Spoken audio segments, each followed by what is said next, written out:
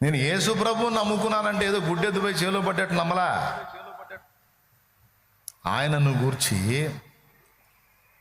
historical evidence, ఏమండి, చారిత్రకపరమైన ఆధారాలు, అలాగే గ్రంథపరమైన ఆధారాలు, అర్థమైందా, లేఖనపరమైన ఆధారాలు, అలాగే సైంటిఫిక్ ఎవిడెన్స్,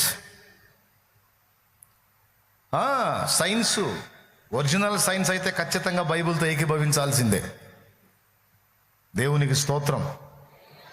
అట్లా వీటన్నిటితో పాటు మనస్సాక్షి, అంతరాత్మ ప్రబోధ, అన్నిటినీ సమగ్రంగా గ్రహించి యేసు ప్రభుని హత్తుకోవటం, అన్నిటికీ తెగబడి దూషణకి, దుర్భాషలకి, సంపుతావురా, కొడతావురా, తిడతావురా అన్న అన్నిటికీ తెగబడి ఆయనను గురించి ఇంతగా ప్రకటించడానికి కారణం అన్ని కోణాలలో